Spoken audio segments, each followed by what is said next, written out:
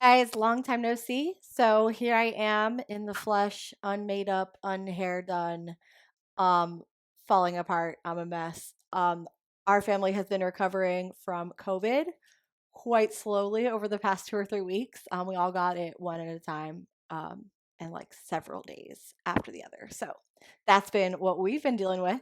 And in the meantime, I was taking some time off from my Outschool classes. I canceled several of them, but I was teaching as many VIP kid classes as possible because who knows how long that's going to last, right? So I was still getting up and doing those late at night. And then VIP Kid dropped that bomb um, earlier this week where they told us that we couldn't teach any more summer weekend classes. So it's kind of a blessing in disguise because I am tired. But this video is not about that.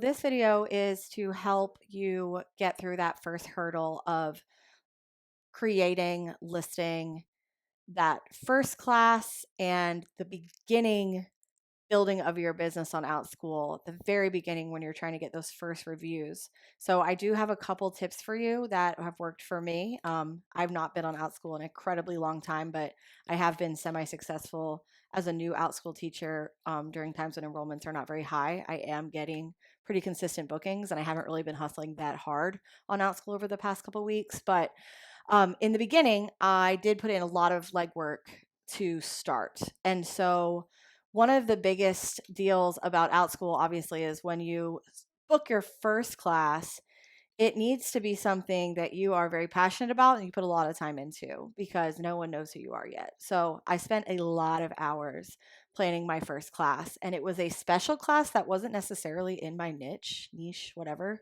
But it did get me some solid reviews and it helped me feel more confident. I was teaching something I was passionate about. I made the class as exciting as possible. I over planned for that class.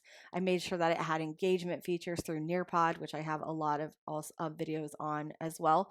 But when I created that class, I spent hours on it. And I did that because it was my first class and I really needed to make sure that it was good. I didn't really practice using Zoom, but I have taught online before. So if that's something that's new to you, I would definitely practice using Zoom on the platform. But really building that first class is the most important thing. So once you've built it and you've listed it, you need to get people to sign up for it. So, getting people to sign up for your first classes can be difficult. Of course, Outschool tells you to sign up or book your classes out at least 2 weeks in advance so that they have time to advertise them for you. But I'm not going to lie to you, I haven't had a ton of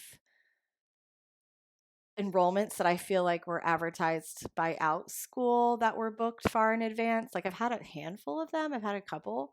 A lot of my bookings have honestly been last minute bookings or bookings based on my own advertising. So let's talk about one-time classes and a lack of enrollments and uncanceling. So what I've noticed is there are some teachers that are new to Outschool that have not heard or realized based on Facebook group conversation that Outschool will cancel your classes 24 hours before they start if they don't have any enrollments, but that you can and should go in and manually uncancel them. If you do this, then it gives students the opportunity to enroll the next day, the day that you're actually teaching the class.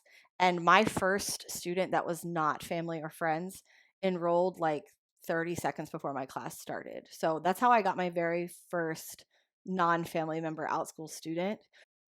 Okay, so when you don't have any enrollments in a one-time class, it automatically cancels 24 hours before that class is supposed to start. This does not happen for ongoing classes. Ongoing classes are different. So I have a lot of people that get confused about that. They think that their ongoing class is automatically canceled, and then they have students sign up at the last minute and then they miss the class. So ongoing is different. So one-time classes, this is what we're talking about. Anyway, what happens is Nick from Outschool, he sends you an email, and that email will tell you that your class has been canceled. And then you can go through and it says you can uncancel this section on the section edit page. And then you can click on that. Now, this class has already been canceled and it's already passed. So the same link is not going to be here that you will normally see. But normally you come down here to the cancel section, it will give you the option to uncancel the class. And so you'll click there to uncancel it, and then it will return your class back to the algorithm so that people can still still click on it and enroll. What I understand, the way that the algorithm works is that when parents are looking for classes, I guess the classes that are coming up the soonest or the closest to the time they're looking are going to come up at the top of their search results. And so a lot of times what parents will do is they'll be looking for a class for their kid for tomorrow or for today or this afternoon because they have something going on. They want them to be busy. And so a lot of times you'll get your first students in that manner. And then sometimes later on, you'll also get extra students in that way. So uncanceling your classes is a really good strategy. And it's an important strategy at first when you don't have any reviews or any clients yet, because many of the times you'll have last minute enrollments. So what you do is you just go in and uncancel the section, and then you pretend like you're going to teach the class. Even if you have 0 enrollments, you go in, you start the Zoom, and you wait and see if anybody pops in. And if they do not pop in within the first 10 minutes, then you do go ahead and exit the class. But it does not hurt, especially if you're new to Outschool, to go ahead and pop in for those first 10 minutes to see if somebody else joins you. So you have created a really engaging one-time class. You have tried to uncancel classes and wait to see if you get enrollments, and you make sure that your class is amazing, but you're still kind of slow in those new enrollments and those new reviews. So another way that I boosted my enrollments at the beginning, and this doesn't work for everyone because not everyone has access to this, but I build a lot of classes in the age group of my own kids. And I also build classes. I have nieces and nephews or personal family friends with children that are the age range that I am teaching on Outschool. And so Outschool's referral program is really nice. And I used it to my benefit at the beginning because you give 20, get 20. So you give your referral link to your friends and family. They sign up for a class. They get to take $20 worth of classes for free. And you also get $20 to use for your own kids. So my kids took a lot of classes at the beginning of my time with Outschool using that free money from the referral program. And I would send it to, say, my nieces and nephews, and they would take my class. And so I would get to teach students, real live students, and they would get to do that for free because they have that $20 credit. So that's always a way to at least start getting learners. Um, but I do know that that's something that's not possible for everyone that might not know a lot of people with students or children that are in the age range that they're planning to teach. So, not always possible, but do think about the people that you could reach out to and just say, hey, like, this is totally free. All I need is your time.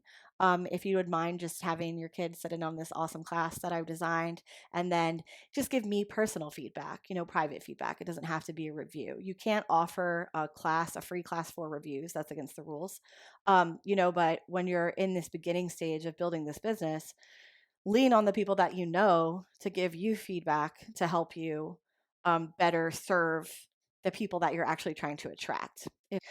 So it doesn't really matter where you're at on Outschool, anywhere that you can see this top bar in the right-hand corner where you go to give 20, get 20, and you click on it, and you can copy this link here and send it to anyone via email, social media, or phone.